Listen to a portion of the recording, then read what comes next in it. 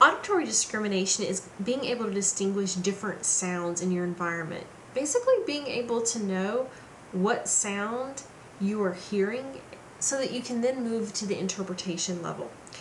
Auditory discrimination is going to involve isolating and identifying different sounds, and it's dependent on your past auditory experiences, and so that's why we become more adept at auditory discrimination as we grow older, because we have more sound files, so to speak, stored away because we've been exposed to different sounds, different words in a language.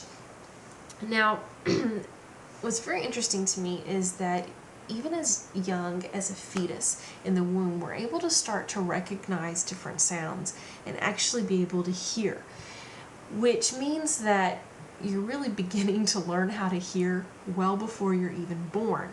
That's not to say, though, we have the best auditory discrimination skills. You can improve upon them. For example, being exposed to different languages, different vocabulary words help to build your auditory discrimination and then your auditory association skills. Auditory association is when you match the stimulus with a previously learned sound. And it's sort of the culmination of the auditory discrimination process. And so those of you that have traveled maybe to a foreign country where English was not the primary language spoken and you didn't speak the language of that country, or maybe you spoke it a little bit but you weren't necessarily fluent, you may have had quite a difficulty communicating with others and even trying to discern like what was a word versus what was a phrase versus what was a sentence said by another individual. I know that the time that I spent in China, the few visits that I've had there, even though I knew a few phrases before I went and a couple of sentences, and I even had a Chinese tutor for a little while to try and help me out, I still struggled to even recognize words that they were saying, even words that I thought that I knew, simple words like ni hao and zaijian, hello and goodbye. Sometimes I didn't even recognize that that's what someone else was saying to me because it sounded so different than the way I learned it. I was having difficulty with actually matching the stimulus with a previously learned sound because it sounded different when someone else said it. Now, in addition to hearing and the process of hearing and how we take that in, you also have seeing, which allows us to be exposed to different stimuli.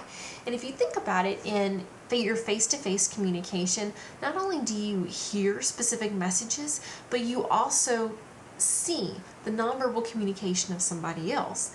You actually take in the gestures, their proxemics to you, the way that they're using space around them, their way that they've marked their territory, the artifacts that they carry with them or have in their physical location. You see their posture. So you actually take in a lot visually that's around you, and you don't just have what you're focusing on, you also have the images that are in your periphery. So I do want you to be familiar with the eye, although I'm not going to go into quite as much detail with the eye as I did with the ear. I do want you to take a look at the notes very carefully and also access the link on the module for this week. And you have the cornea, which is the transparent front part of the eye. Now you have to remember your eye is protected by your eyebrows, which prevent sweat from dripping down into your eyes. And your sweat contains a lot of germs, bacteria, and dirt. If you're outside running or playing a sport, you know that you get dirty. And so your eyebrows protect you. Also, your eyelashes protect your eye, and your eyelids protect your eye. So your eye's a very protected organ. Your pupil is what regulates the amount of light entering the eyes. It's black or white. It's black and it's circular. And the white part of your eye, though, is different. But in between the pupil and the white part of your eye, when you're looking at someone else's eyes, would be the colored part, the iris. And some people really like to look at other people's colored eyes, saying, oh, I love brown eyes, or I love blue eyes, or I just love green eyes. Or some people have contacts to make their eyes look purple or orange. But we have differentiation in the pigmentation that's in our iris. And the iris actually helps to control the amount of light entering the eyes because it helps to vary the size of the papillary opening. Now, the lens is a transparent biconvex, and this brings light into focus. And many of you might actually be nearsighted or farsighted and wear glasses or actually have contacts. And myopia is nearsightedness, whereas hyperopia is farsightedness. Nearsightedness is when your eyes are overpowered. It results in a focusing defect, and what you need is a minus lens that will weaken the eye to correct the problem.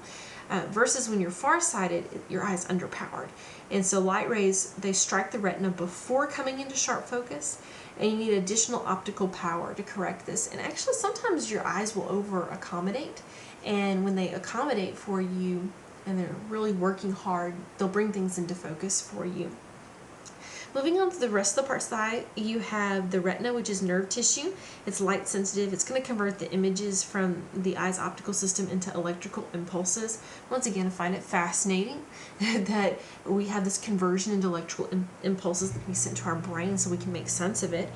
And the rods in the cones are what actually receive that light, and your rods help you to see good at night and to see images in low light visibility, and your cones are actually what help you to see color a little bit better, and they work better in bright light. And then your optic nerve is what carries those nerve impulses for sight to the brain. And I find it fascinating. You might not care at all, but images are upside down until they reach the brain. I love it. It's cool.